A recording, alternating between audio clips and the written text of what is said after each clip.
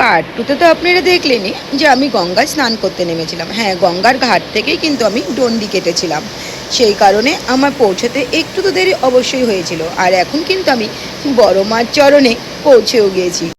বড় মার মন্দিরে ঢুকেই যে একটা শান্তি অনুভব করলাম, যা আপনাদেরকে সত্যি আমি ভাষায় প্রকাশ করতে পারবো না। এই যেন এক অদ্ভুত শান্তি।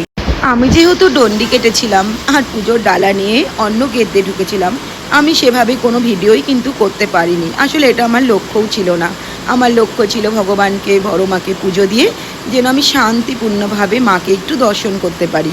তাই যে ভিডিওগুলো আপনাদের সাথে শেয়ার করছি সবটুকুই আমার মেয়ে করেছে, যতটুকু ওর পসিবল হয়েছে।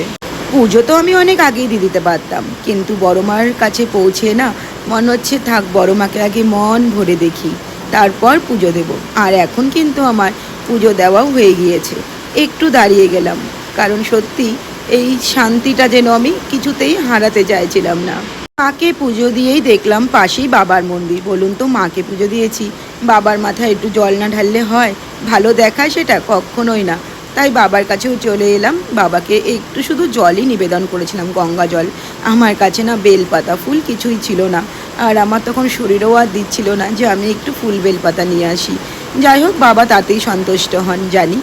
আর এখন একটা দোকানে বসে রয়েছি, একটু কিছু খেতে হবে। আর আমি হোটেলেও যাইনি, সেই কারণে ভাবলাম এভাবে খেয়ে তারপরে হোটেলে গিয়ে একবারেই ফ্রেশ হয়ে যাব।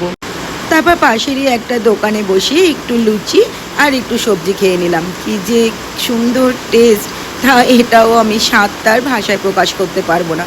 যাই হোক, এরপরেই কিন্তু আমরা চলে গিয়েছিলাম হোটেলে। আর ঠিক তারপরেই ফ্রেশ হয়ে চলে এলাম গঙ্গা ঘাটে। এত সুন্দর গঙ্গা দেখে স্নেহা বলছে না একটু আমি ওপারে যাবই। যাই হোক, এই যে বোটগুলো চলছে সেই বোটগুলো করেই কিন্তু আমরা এপার থেকে ওপারে গিয়েছিলাম, মানে ওই চুচুড়া পর্যন্ত। প্রথমে তো দাঁড়িয়েছিলাম, কারণ এই বোটটা যাবে তার ফিরবে, তারপরে আমাদের এন্ট্রি করেছিল যাবার জন্য। যাই হোক, খুব ভালোভাবেই বোটেও চেপে গিয়েছিলাম। আর এই যে আমি স্নেহা বসেও রয়েছি মাঝ গঙ্গায়। খুব ভালো লাগছিল এই অনুভূতি। আর এখন কিন্তু একটু রিক্সারেও বেরিয়েছি নৈহাটি বড় মার মন্দিরের সামনেটা দেখতে। আমি একাই বেরিয়েছি, জাস্ট আমার কিছু জিনিস কেনার ছিল, সেই কারণে রিক্সা করেই, ওই আমাদের হোটেল থেকে মন্দিরের দূরত্ব ছিল 5 মিনিটের মতো। যাই হোক, এখন ট্রেনে উঠে গিয়েছি। রাতে খাবার আমরা অনলাইন থেকে নিয়ে নিয়েছিলাম।